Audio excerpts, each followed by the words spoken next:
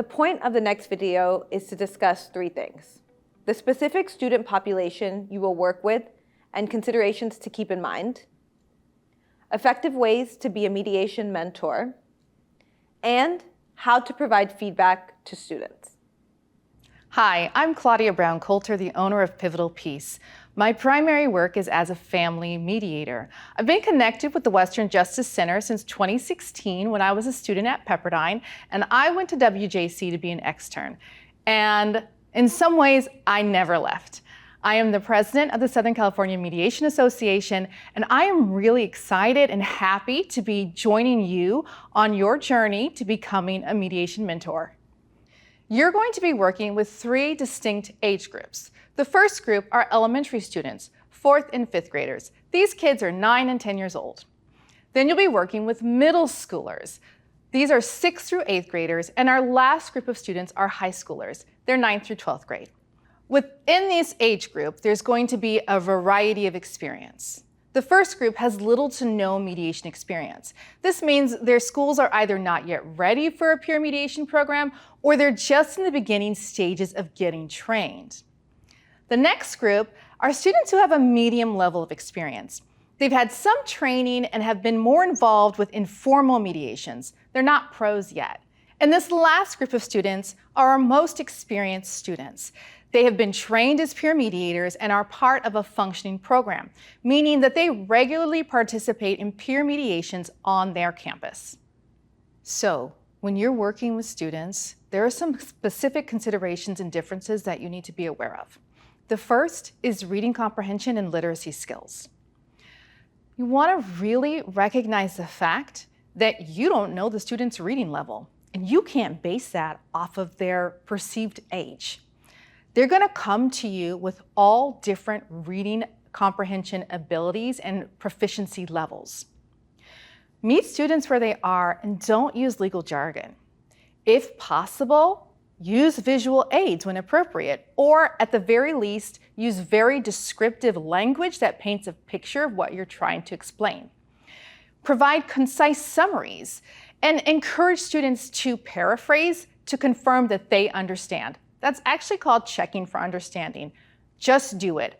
Their teachers do that to them all of the time. They know what checking for understanding is. Next, you need to understand that there are different developmental stages. Students may be at different stages and levels that impact their ability to express themselves, understand perspectives or sarcasm, and regulate emotions. So tailor your communication style and techniques accordingly. Be sure to use age-appropriate language and examples. Remember that there are actual language barriers that you might not be aware of. So be mindful of language differences and use clear, simple language. If needed, involve interpreters, or once again, use some sort of visual aid to ensure that everyone can understand and participate in the conversation. And avoid jargon. Be patient with them. They might need more processing time to articulate their thoughts. Be culturally sensitive. Our students that we work with have a diverse cultural backgrounds and influences that alter and influence their perceptions of conflict, authority, and communication styles. Take the time to learn about their cultural norms and the values of the students involved. Try not to make assumptions and ask open-ended questions so that you can actually better understand their perspective. There are also socioeconomic contexts. Acknowledge students that we work with come from all different walks of life and different socioeconomic backgrounds, which may actually be very different from yours. They have unique stressors and different experiences that can and do impact their behavior and conflict resolution approaches. Approach every situation with empathy and understanding, and avoid bias and stereotyping. And I want to leave you with one last thing. Just because they're young does not mean they're dumb. You don't need to dumb down any language for them. They will understand you. Just be real and genuine, and you will earn their respect. So what do you do with the differences? because all students are different. First, do your best to build trust and rapport. You do this by building a safe and inclusive environment where students feel heard and respected. And sometimes that's just the environment you mentally create. Let me make sure they feel safe. Let me make sure I listen to them. Let me make sure they feel heard. And that will automatically begin to build rapport and helps gain their trust. And it makes it easier for students to open up and engage in this mediation process. Next, you want to use restorative practices. Incorporate everything you know about restorative practices, focusing on dialogue, understanding, and most importantly, repairing harm. These practices can help bridge gaps that might arise due to those differences, be they developmental, language, cultural, or socioeconomic. Be flexible and adaptable. Be prepared to adapt your approach based on the unique needs and backgrounds of the students involved. Listen, their teachers have to do this all day long, and it might feel a little unnatural and uncomfortable at first. But trust me, it will get easier. If you embrace the idea of flexibility, then you're already well on your way to being an effective mediation coach. As I said earlier, students will have varying levels of mediation experience. The staff at the Western Justice Center will do their very best to divide students based on experience so that mediation mentors can plan accordingly. The difference between each of the groups with varying mediation experience will be the length of time WJC staff will introduce mediation to students before they start practicing with one another, and the mediation mentors are assigned to a group. Students with more experience will receive a brief refresher and then start mock mediations. Students with minimal experience will have 15 to 25-minute introductions and then begin mock mediations. For students with little to no mediation experience, mentors will spend an extra 15 minutes with these students to generate a list of questions that can be used in the mediation process. These questions will focus on ways to ask about the conflict and help the parties generate solutions. Mediation mentors play an essential role in the training and school environments to ensure the safety of the students we are working with. There is always a chance that students will bring up sensitive topics such as physical, sexual, or emotional abuse, as well as neglect. If this happens, please contact the WJC staff member in the room who will then take over the mock mediation or training. Those of us with mediation experience know that there are different styles of mediation, depending on when you were trained and by whom. You might have more of a facilitative or evaluative mediation style. We'll spend some time describing both styles. Facilitative mediation is ideal for situations where preserving relationships and promoting open dialogue are crucial, and where we want parties to work together to find their own solutions. The mediator's role is to facilitate dialogue, assist in clarifying issues, and help parties explore their interests and options. They do not provide opinions or make recommendations about the outcome. The focus is on the process, the mediation process. Emphasis is on that mediation process rather than specific outcomes or solutions.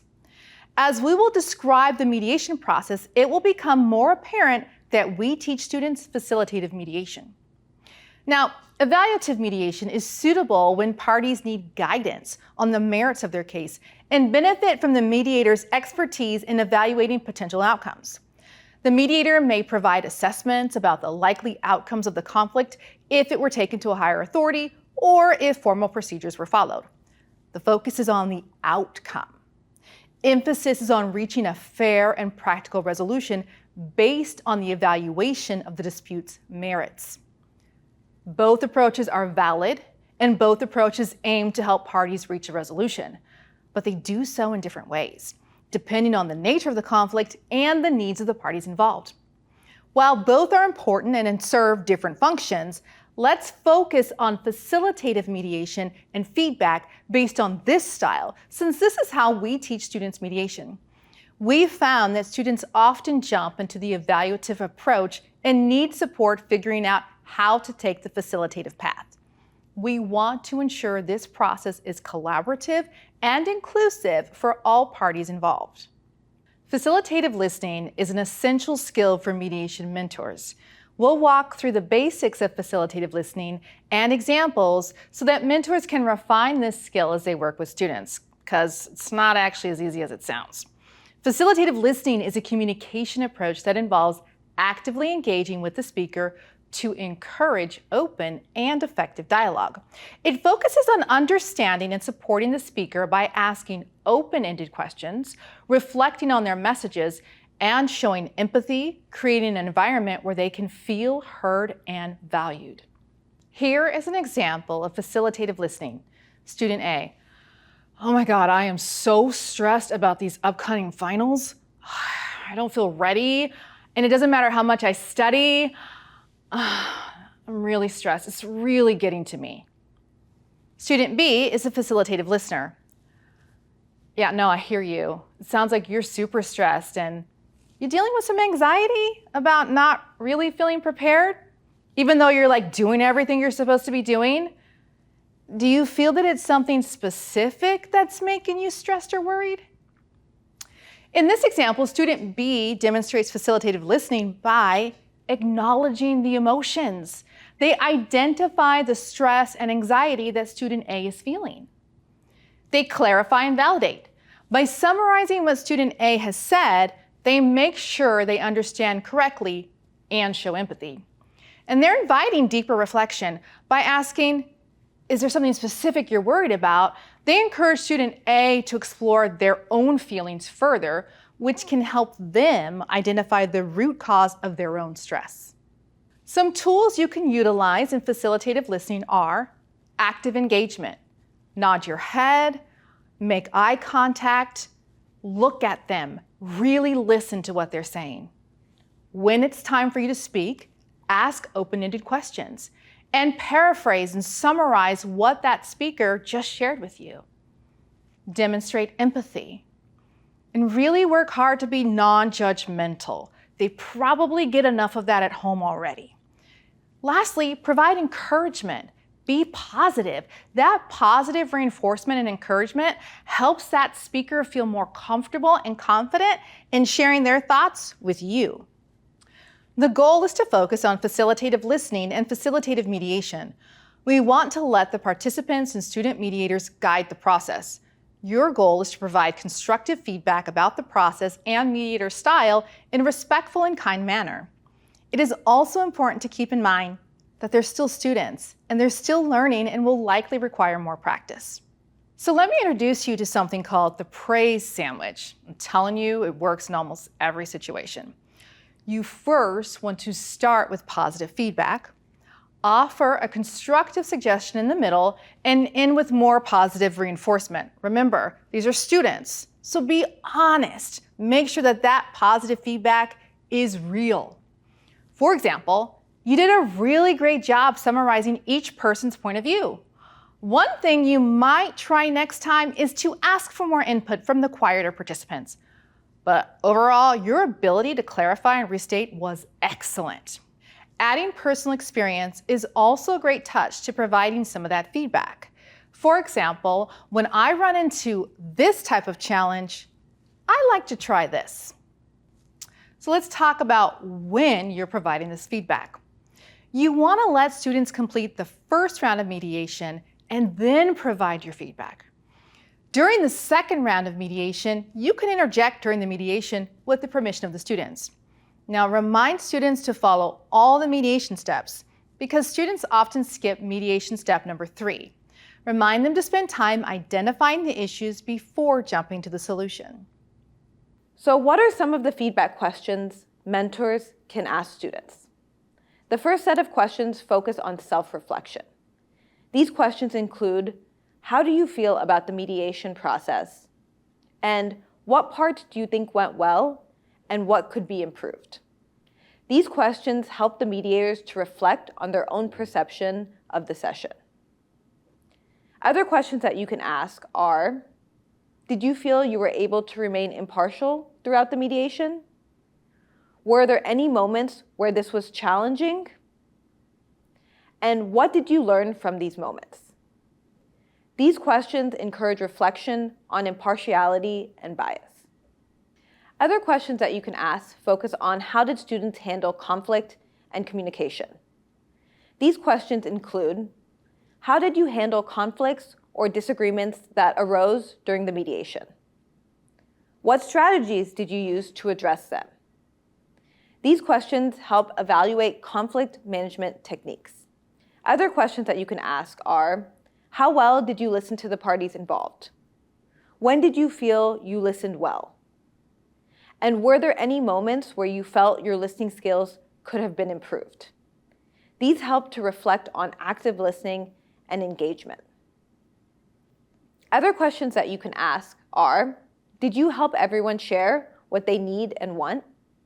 And how did you make sure everyone had a turn to speak and be heard?